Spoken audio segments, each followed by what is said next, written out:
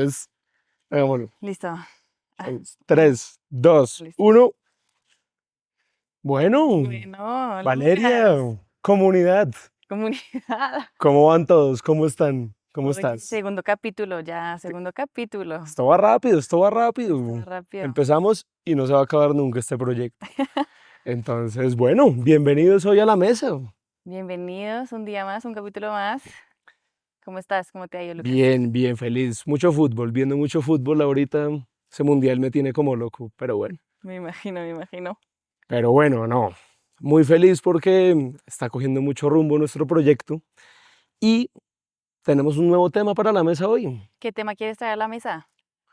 Hoy vamos a hablar de un tema coyuntural, actual y con mucha vigencia. Nos alejamos un poco de la pola, que fue nuestro primer capítulo, y nos metemos en una discusión un poco más seria, un poco más dura, pesada, pero chimba, digerible, chimba, no se preocupen.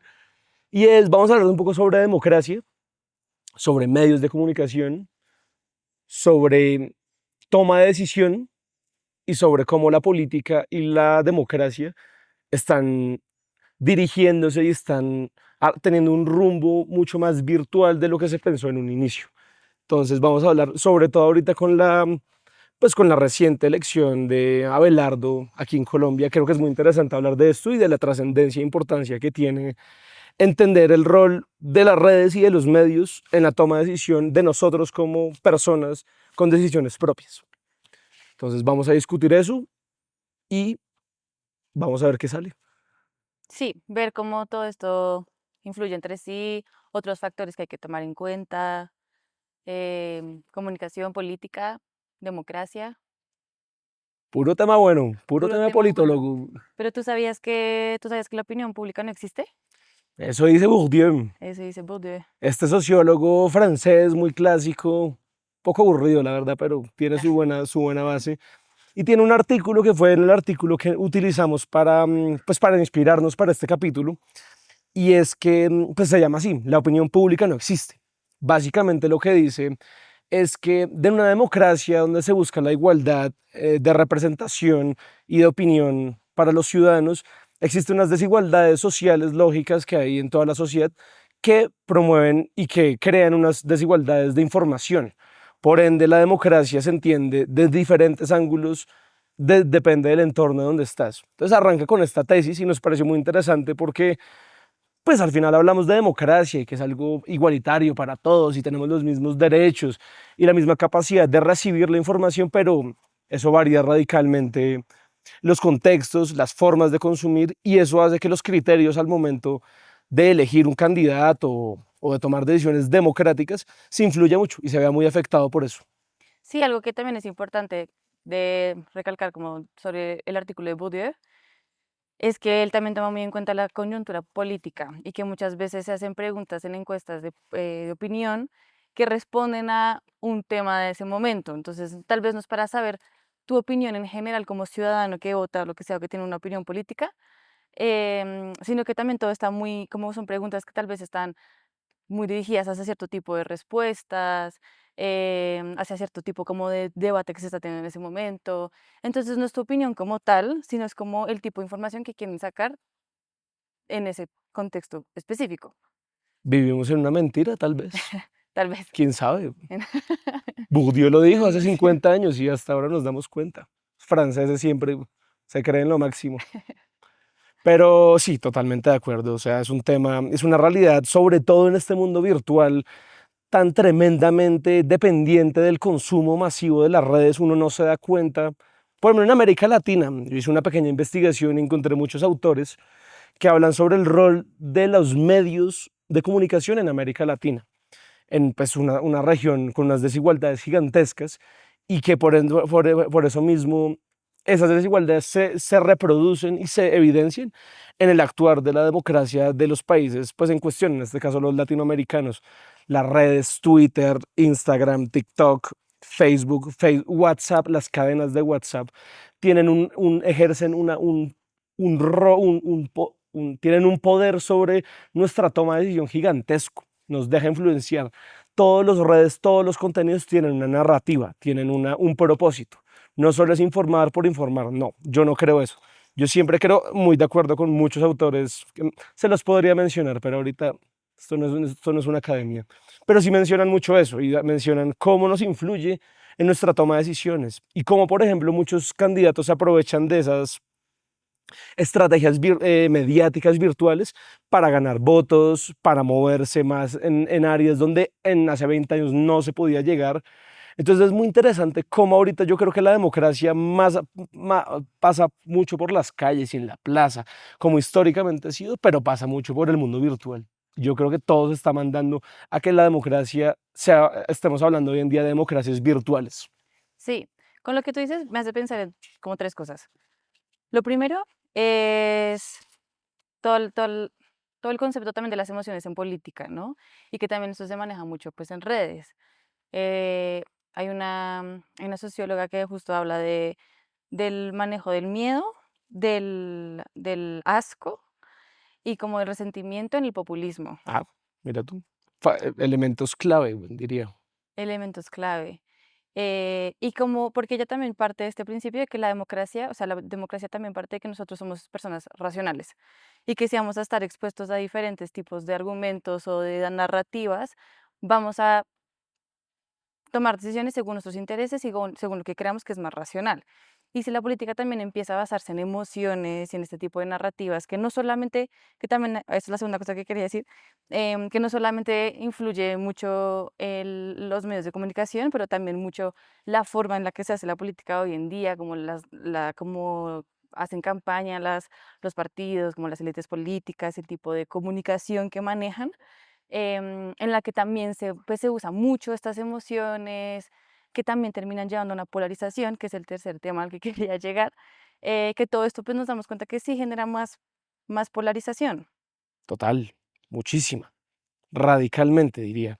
Y ahora que hablas de emociones, sí quería hablar de eso porque pensando en recientemente toda esta campaña que ha habido, fue una campaña más allá del espectro político, fue una campaña muy emocional, una campaña que recurrió por ambos lados a un discurso radical, muchas veces de odio, muchas veces con la intención de llegar a las emociones de los votantes. No era como tal las propuestas en sí, sino era lograr por unos medios de manipulación mediática, lograr abarcar un público de forma más sencilla, más digerible, más rápida, más efectiva, recurriendo en efecto no a la pasividad y al diálogo como tal, sino al bombardeo emocional o sea, sin límites. Y eso es tremendo porque en un país ya de por sí que es bien polarizado, pues lo vimos en en las votaciones, ya se promueve ni siquiera el juego democrático desaparece y lo que llega a abarcar aquí es un discurso de odio de ambos lados. Y eso es terrible, me parece terrible porque eso, cómo vas a crear sociedad, un pacto social entre los que están involucrados con el fin de buscar un desarrollo frente al que no está de acuerdo a con el que votó y ganó democráticamente las justas. Entonces yo creo que esta emocionalidad detrás por medio de las redes es tremenda y se gobierna por ahí, ni siquiera en Sí. campaña. Hasta el propio presidente publica, yo no sé cuántos posts de Twitter ha hecho en los últimos 4 años, ha gobernado por ahí, Sí, ha sido una manera de gobernar, buena o mala no podría decir, no sabría, pero podemos lo ver cambió. cómo lo cambió, Sí, se transformó, se adaptó a las nuevas dinámicas sociales, tecnológicas que están hoy en día, pues, teniendo mucho éxito y se acopló a eso. primero si hablamos también de los medios de comunicación, es importante hablar del concepto de filtros burbuja, Eh, que es como esta idea de que el algoritmo va a mostrarte información según tus intereses políticos y según lo que tú ya crees y según, pues como que te va a dar un poco la razón, porque eso obviamente va a hacer que tú consumas más información en este tipo de medio. Y eso también hace que se sesgue un poco la visión que uno tiene, porque al final, si toda la información que tú consumes es información que te dice que tú lo que piensas es correcto o como no te va a poner frente a una persona que piensa muy diferente a ti, pues eso también se alimenta y se va alimentando más y más y pues se va volviendo como un fenómeno más grande. Y también lleva a otro fenómeno que se llaman las las cámaras de eco, que son precisamente estos grupos que se unen, que tienen pues, opiniones muy similares, y como que el concepto de filtros burbuja y de cámaras de eco pues van muy de la mano. Y sí creo que es importante, más allá de si eso es bueno o malo, como que al final así funciona el algoritmo, y también hay muchas cosas que no sabemos, como muchas cosas de control de contenido de los medios que no sabemos muy bien cómo funcionan y como para qué utilizan nuestros datos al final. Total. Pero pues al final lo que es más importante es ser consciente de que eso existe y eso es así.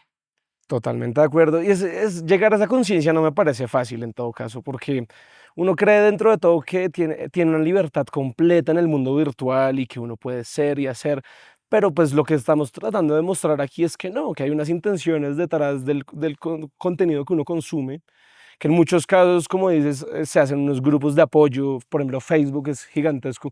Uno se pone a mirar todos los grupos de Facebook, hay para todos los sectores de la sociedad. En todos los casos, solo conozco Facebook, gran plataforma. Me encanta, me encanta. Y por eso lo digo, porque veo que se logran esas redes de apoyo comunitarias con un interés muy colectivo, por un lado, pero por el otro, pues puede lograr a todo lo opuesto. Puede llegar como este discurso de odio a ser el catapultador de estas uniones, y eso me parece un poco peligroso al final. Pero ahí está Sí, como la ambivalencia de el poder de las redes, ¿no? sí, precisamente también había un autor que hablaba que estos filtros burbuja vulneran el derecho a la información. Porque claro, Total, como tú ya luego totalmente de acuerdo. no te estás pues informando como de todo lo que existe, sino solo lo que está hecho para ti, al final ya nuestra información pues también está como muy, pues muy sesgada. Total. O sea, estamos desnudos frente al mundo virtual, mejor dicho. Estamos Pues tú desde... sabías cuál es el sitio, cuál es el lugar más seguro del mundo. ¿Cuál? Las bases de datos de Google en Silicon Valley. Es el sitio más seguro del mundo. Es imposible entrar ahí. O sea, ni Ok. siquiera nadie puede entrar. ¿Por qué? Y ahí yo creo que demuestra mucho la trascendencia y la importancia que tienen pues estas bases de datos, de nuestros datos, de nuestra privacidad, de nuestros universos propios, por decirlo así. Están todos guardados en unas malditas bases de datos. Somos un Sí, número más. sí, por eso hablan del nuevo tecnofeudalismo, ¿no? De como, Buen concepto, ay, mira, qué elegancia.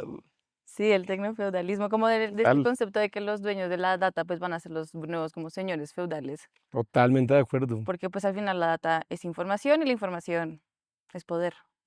Y ahí está la clave, yo creo, de entender. Hay que ser muy conscientes, yo creo que al final, porque consumir contenido es muy fácil, es muy inmediato. Y si puedes ver que ha habido una progresión a lo largo del tiempo, en los últimos 15 años, como el mundo virtual siempre sigue buscando de manera más por necesidad la inmediatez del contenido. Entonces un video que paraba de ser de una hora, ahora es un video de TikTok de 30 segundos y te meten un bombazo de información que no puedes llegar a alcanzar a digerir, pero pues que tiene unas intenciones. O sea, el contenido que uno consume es como si fuera una persona, tiene unas razones, unos motivos de ser, y uno se invita a consumirlo. Entonces creo que igual hay que ser muy autocríticos con lo que uno consume, al menos en Sí, términos de virtuales. Y hay que ser muy realistas y pensar, uno, que bueno, un porcentaje altísimo del contenido que existe en la virtualidad es falso. Entonces ya de por sí estamos peleando contra uno de los peores demonios, que es la información falsa. ¿Cómo puedes lograr eso? Muy difícil, no tendría respuesta, pero al menos ser conscientes de eso creo que puede abrir nuevos caminos y nuevas respuestas. sí, total. Pues que también, pues, si uno habla de política, o sea, también creo que es importante que pensemos en el concepto de la política como forma en la que los individuos queremos organizarnos, ¿no? Y que la forma en la que queremos organizarnos como sociedad, pues siempre va a estar muy vinculado a valores. Y si está vinculado a valores, pues también es un poco emocional. Total. Y como que también tiene sentido, o sea, las campañas de odio o bueno, también mucho miedo, no solamente terminan siendo campañas que tienen mucho éxito por todo este show y la nueva forma en la que se hace política, pero pues también porque obviamente o sea, es un discurso que, pues, que vende y sí mueve masas. Y pues lo hemos visto con todos estos, o sea, Trump hace su campaña súper de show y como de miedo, Abelardo también, pues Milei, como funciona, les ha Es súper funcionado, efectiva, súper efectiva. les ha funcionado. Y eso también trae a esta teoría del enemigo de Carl Schmitt, de como, pues de al final en tu discurso político, si no tienes un enemigo, un antagonista, alguien como a quien hacerle un poco la guerra, pues no va a ser tan efectivo. Obviamente así es así, es mucho más, vas a lograr conquistar como más personas. Tu discurso va a ser mucho más fuerte de alguna u otra manera. Entonces, eso también me parece interesante. ¿Cómo habrá sido antes, en el pasado? ¿Cómo funcionaban las dinámicas? Porque hoy en día hablamos muy desde la actualidad y es nuestra posición de jóvenes que apenas están pues viviendo el escenario político de manera mucho más propia, pero pues como era antes, ¿no? Cómo se lograba en un pasado llegar a este electorado, como de la Ese- manera hablando desde la democracia clásica, de la calle, de a pie, de las plazas, de los discursos, todo muy poético, muy prosopopéyico, pero hoy en día me imagino cada personaje político, bueno, ese es otro punto, ¿no? El personaje político. Entonces ya para ser el político como tal, si no se convierte ya en casi en un actor de televisión y casi como si fuera uno más de Acapulco Shore, pero de políticos. En serio, Sí, sí, cada escándalo, cada Acapulco show, Shore. cada problema llega a unas dimensiones así gigantescas y al final pues es un político. O Pues eso, sea, sí, tremendo. Casi se caricaturiza el ejercer político por medio de el entramado mediático y virtual en los que pues viven. Y eso es tremendo. O sea, yo no podría entender eso, me parece fuertísimo, ¿no? Porque ya estás juzgando a alguien no por sus ideas y por sus propuestas, sino por su persona, por su manera de ser, por su emotividad respecto a su vida. O sea, ya estás en un punto ya tan metido en su vida propia, íntima, que pues un poco terminas ejerciendo como un valor, un juicio moral respecto a él y a su forma de ser, más allá del político como debería ser. Y eso sí me parece pues peor aún. igual yo creo que todos caemos mucho en eso. O sea, yo siendo aquí muy honesta, también como haciendo un poquito de la investigación para este podcast, pues también me di cuenta que uno recae mucho en ese tipo de juicios morales. Como si alguien me dice que votó por X o piensa en Y o lo que sea, yo directamente lo voy a encasillar en mi cabeza según mis ideales y mis valores. Y eso fue algo que yo intenté cambiar un poco con estas elecciones, porque yo igual sí creo que todos caemos mucho en estos juegos, como de, al final, lo que también decía esta socióloga es que las emociones son una forma más rápida como de entender cosas, ¿no? Más que si vas como por la racionalidad y dejas de ver todo como causa y efecto, pero las emociones sí son mucho como causa y efecto, ¿no? Como que es mucho más... y si uno se deja llevar por eso, tan.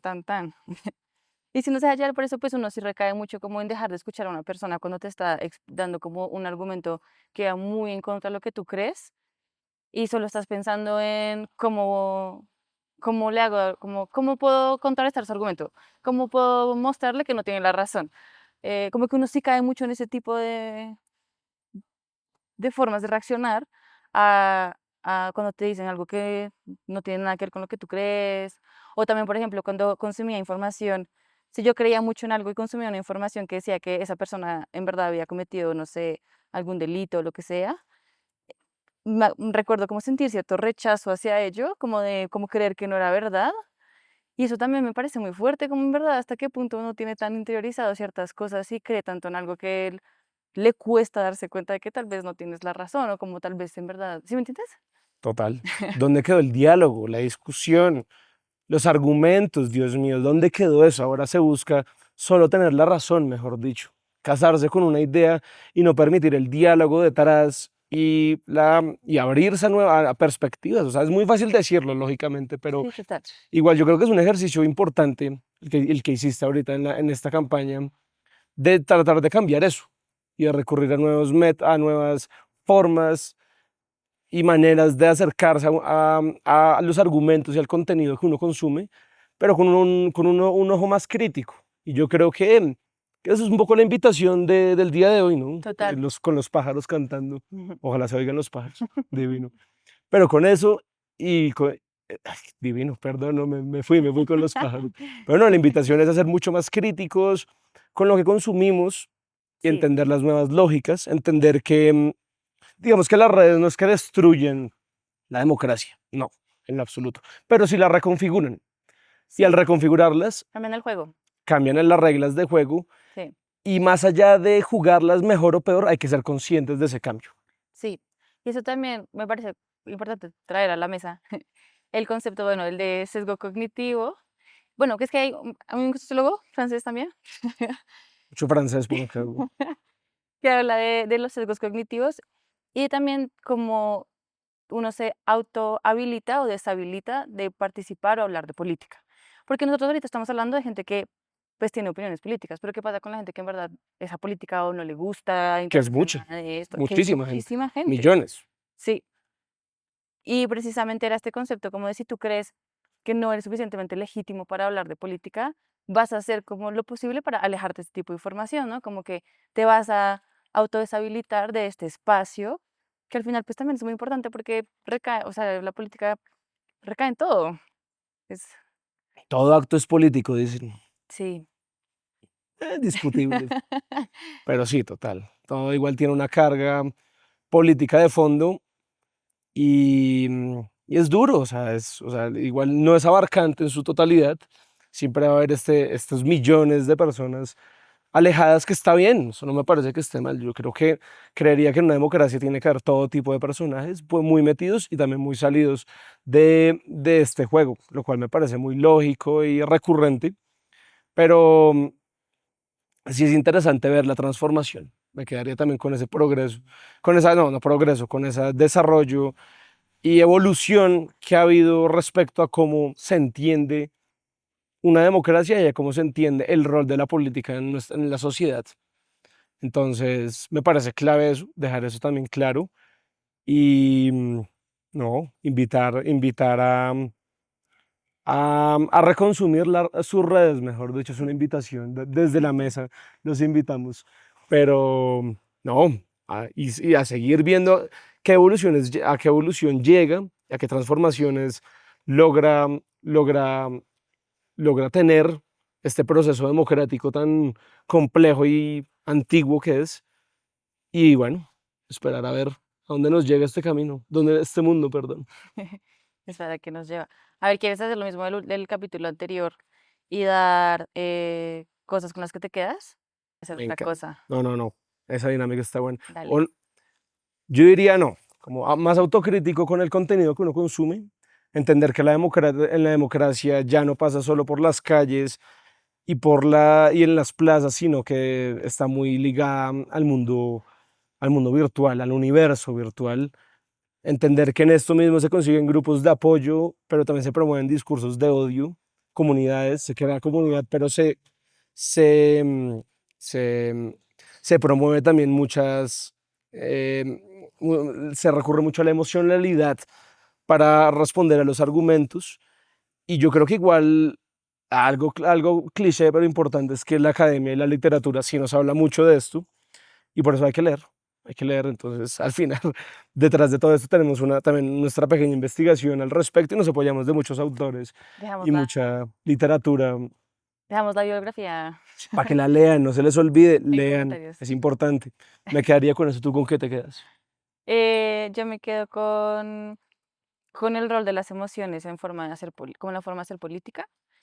Y que también hay que pues, ser conscientes de eso. No, o sea, de nuevo, como que las emociones siempre van a estar, pero sí creo que es importante ser conscientes de lo mucho que pueden afectar. No, me quedo también con que sí creo que obviamente los medios de comunicación afectan mucho las posiciones que uno pueda tener, pero no solamente son los medios de comunicación, o sea, como que también está todas estas formas de hacer campaña, también está, no sé, discursos, las narrativas que manejan ciertos partidos, como que sí creo que hay una gran parte de la comunicación que no solamente pasa por medios, sino que también pasa por, pues, precisamente estas como narrativas que manejan partidos, que también nos llevan a, pues, a como polarizaciones y pues también a ver mucho de lo de las emociones de lo que hablaba, entonces también creo que es importante como sí, los filtros burbuja obviamente influyen, como obviamente hacen que se viva o se haga, pues se haga sí, política de formas diferentes, pero que al final hay muchos factores que siempre van a interactuar entre sí y creo que eso también es importante.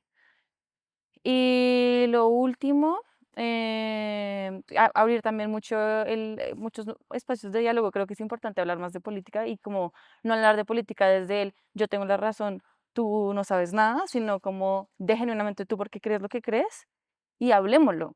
Abrir como, Discutámoslo. discutámoslo. Sí, como abramos más espacios de diálogo desde el genuino, como la genuina curiosidad de entender por qué crees lo que crees, más allá de mostrarte que es lo que yo sé. Importantísimo. Al final no sabemos nada. Mm, Aprendemos es oyendo al otro y discutiendo con el otro. total. Y no hay nada mejor que hablar con una persona que no piensa nada parecido a ti. Bellísimo. Un acto casi mágico. No, es Casi chévere, a mí me mágico. gusta. Bueno, Bueno, pues bueno. pues Segundo capítulo. segundo capítulo. ¿Qué tal? ¿Cómo te sientes? ¿Qué te pareció? ¿Qué te pareció? Nunca, no nos presentamos, Lucas. No nos presentamos. Este es Lucas Riaño. Hola, hola, hola. Ajá. Valeria Guarnizo. Buenas. Y Bueno, bueno, esto fue La Mesa Tendida. El siguiente capítulo, alístense, mejor aún se pone. Chao, chao. Un abrazo. pendientes, pendientes de las redes.